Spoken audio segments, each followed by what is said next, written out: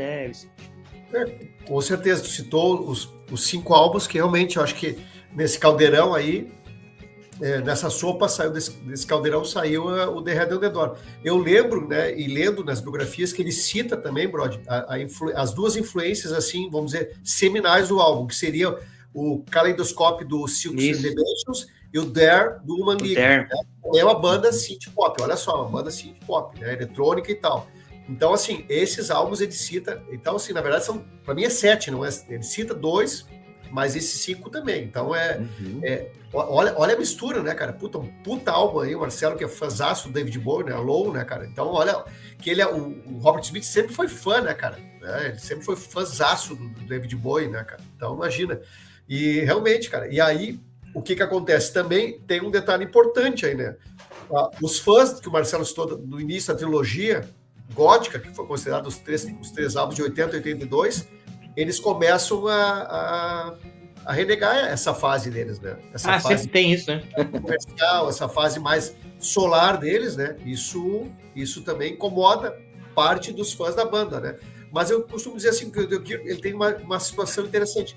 Ele agrada os darks, né? A fase synth pop, a fase mais pop comercial. Então, assim, ele agrada a todos, né? Então, assim, não tem como não gostar, entendeu? Porque assim, teve álbuns solares, álbuns mais darks. Então, eles vão, ao longo dos anos, tem essa variação que, claro, depois, nos últimos anos, ele foi inclinando mais a carreira para essa questão mais sombria, né? Posso dizer assim, eu vejo assim, mais dark, né? Que é mais melancólica a palavra. Sim. Melancolia, É isso aí.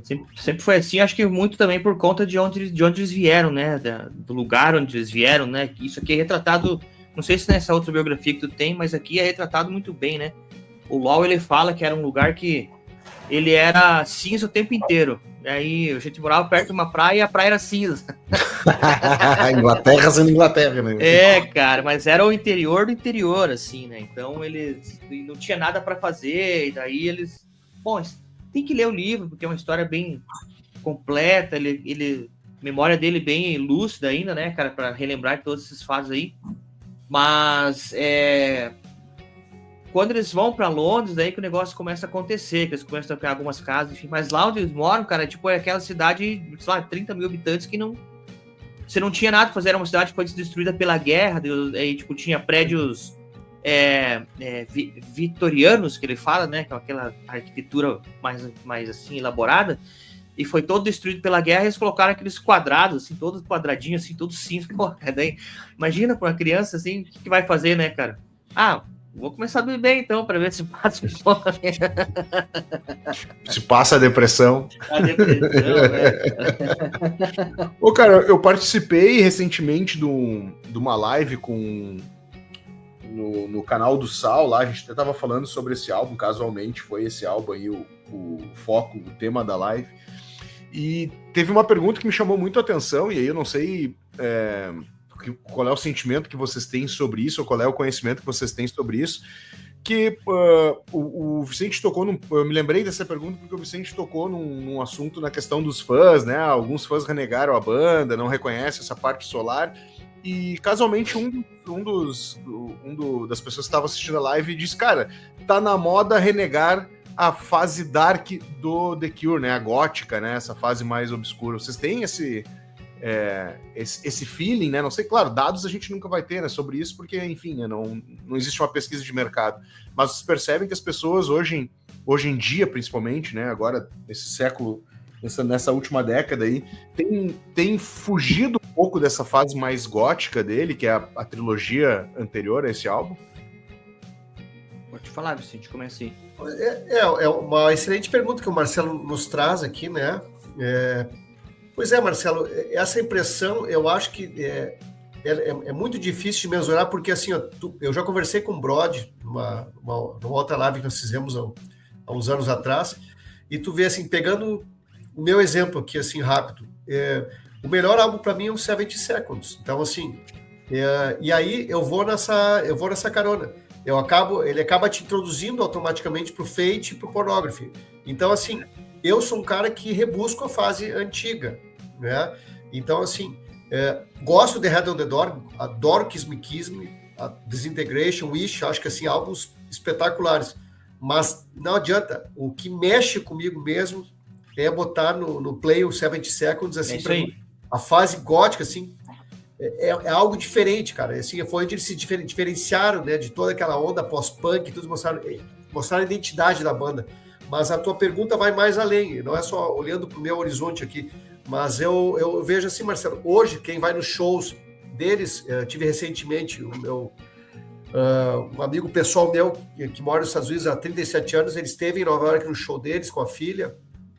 É um show de 3 horas, né, cara? O Robert gosta de tocar, né? Então, assim, é um cara que até hoje tá no livro, né, Brody? Ele pega o setlist, ele monta o setlist na hora, né? Então, assim, ele passeia por todas as fases da banda. Então, assim, quem vai no show, eu acho que não tem como ficar assim, vai renegar, tipo assim, cara, ele vai agradar, ele vai acabar agradando a todos pela longevidade da discografia deles e os estilos musicais que a gente já falou, os gêneros que eles passaram durante esses 46 anos aí, lá vai pedrado. Então é difícil, assim, de enxergar, renegar esse passado, assim, porque eu acho, assim, né, Brody, só para fechar, o Fate e o Pornography não são álbuns ditos comerciais, né? Hoje em dia tem uma parte de fãs que vão cultuar e outros que vão renegar, como o Marcelo falou. Agora, não dá para comparar com esse álbum que nós estamos falando hoje, que ele para mim, é um best-seller aqui, né, cara? Um best-of. Então é uma obra-prima, né? Fica difícil. É difícil. O que eu vejo, assim, é o seguinte, cara. Existem as pessoas que conhecem o The Cure há muito tempo. Existem as pessoas que conhecem o The Cure na fase mais divertida. E existem os fãs do The Cure que começaram a curtir recentemente. Entendeu? Então, assim, é óbvio que quando as pessoas vão procurar sobre The Cure, se você pegar qualquer streaming, as músicas por exemplo, do 70 Seconds e essa fase, elas não aparecem no top 5, nos 5 primeiros lá, os primeiros discos também não, entendeu? Então, pode ser que por esse dado, por esse motivo, as pessoas tendem, né, a curtir, por exemplo, mais In Between Days, Friday I'm in Love, entendeu? Essas músicas que são mais pra cima, né? Se bem que no último disco do The Cure que eles lançaram é uma volta ao começo da banda, né, cara? Então as músicas longas, falando de morte, de depressão e o que é todo aquele assunto que sempre permeou a vida aí da cabecinha do Mr. Smith, né, cara? Então esse retorno às origens, assim. Então, por isso que eu acho que esse disco novo, assim, é muito bom por ser muito parecido lá com eles comparam muito com o Disintegration, né, Vicente? Esse último disco, assim, eu comparado com o Disintegration, né? E pra mim também, cara, eu só, assim, de toda a discografia deles, o 17 Seconds é o disco que quando eu ouço, me bate, assim, e eu não consigo dizer o outro preferido. Na meu top 1 lá em cima tá o 17 Seconds, é um disco pra mim o melhor que tem, e é um disco força total, né?